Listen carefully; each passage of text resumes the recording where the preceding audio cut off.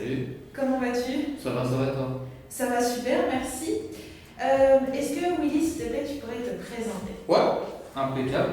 Donc du coup, j'ai 26 ans. Donc je suis un des anciens de la mission locale. Donc j'ai été suivi pendant 8 ans, du 2012 à 2020.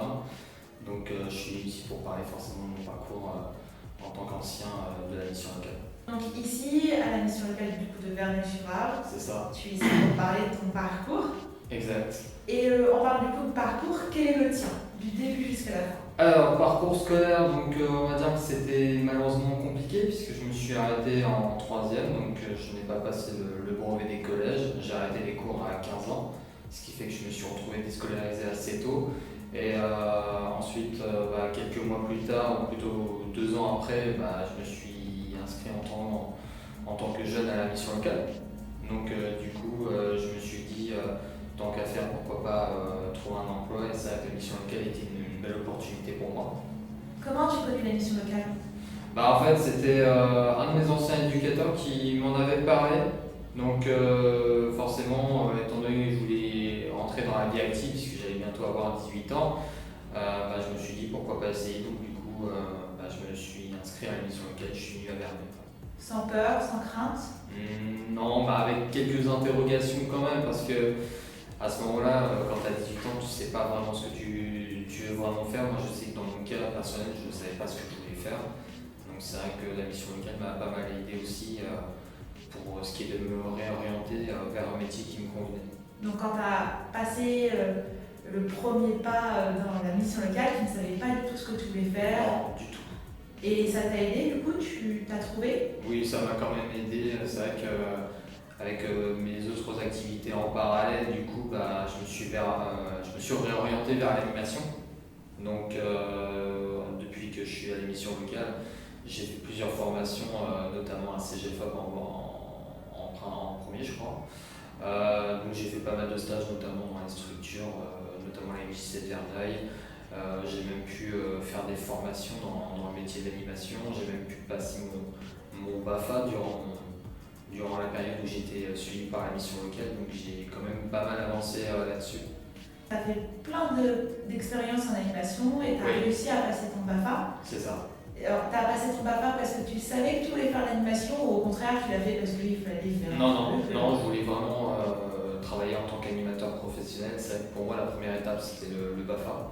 Avant de viser plus haut, à ce moment-là, je voulais viser un BAPAT, mais qui depuis n'existe plus. Et du coup, là, pour l'instant, je vois ce que ça va donner. Et puis, pourquoi pas tenter un BPGEPS loisir tout public. Alors, tu m'as parlé d'un BAPAT. Qu'est-ce que c'est exactement? Alors, il me semble que c'était un ancien brevet qui existait il y a quelques années, donc qui permettait justement de travailler comme animateur professionnel. Donc, c'était une formation qui durait 1 an, qui depuis a été remplacée par d'autres diplômes, notamment le CQP, je crois, qui est une formation similaire au BAPAT, mais qui dure cette fois-ci 6 mois. Et c'est vrai que, honnêtement, quand tu as déjà goûté au travail de l'animation, en tant que titulaire du BAFA ou même pendant les stages, tu te dis que tu peux quand même viser un peu plus haut que le BAPAT et du coup, je voudrais me réorienter vers un BPGEPS. Donc, un BPGEPS animateur, loisir, c'est ça? Loisir tout public, c'est ça. Et tu as déjà des pistes ou tu cherches encore? Pour l'instant, je cherche encore parce que on va dire que la situation est assez particulière. C'est qu'en fin d'année, j'ai malheureusement perdu mon emploi dans l'animation. Ce qui fait qu'aujourd'hui, je suis malheureusement de retour sur le marché de l'emploi, comme on dit.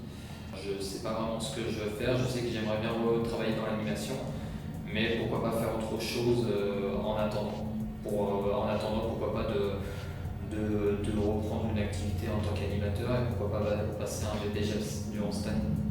Finalement, ton objectif cette année, un BPGEPS peut-être, ou autre chose si j'ai bien compris, pour découvrir autre chose ou non? Tu restes fixé sur l'animation, c'est ce que tu as dit. J'aimerais bien rester dans l'animation, mais pourquoi pas essayer de voir d'autres horizons? Parce qu'après tout, j'ai plus rien à perdre, comme on dit, donc pourquoi pas tenter autre chose? Tu me disais que tu avais perdu ton emploi malheureusement.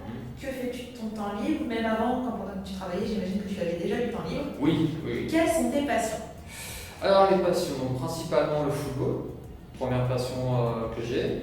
Ensuite, j'aime bien sortir de temps en temps avec des amis pour discuter, pour boire un petit coup de temps en temps, quoi. Et à part ça, j'ai aussi le jeu vidéo aussi, j'aime bien jouer aux jeux vidéo de temps en temps. Donc voilà, c'est la plupart de on va dire c'est mes passions principaux. Eh bien, merci Willy pour tout ton parcours. De rien. J'espère que tu vas pouvoir trouver le BPGEPS que tu souhaites ou J'espère bien. autre chose. Ouais. Et puis normalement, ça devrait très bien se passer malgré la situation. Et puis, bon courage pour la suite. Merci beaucoup.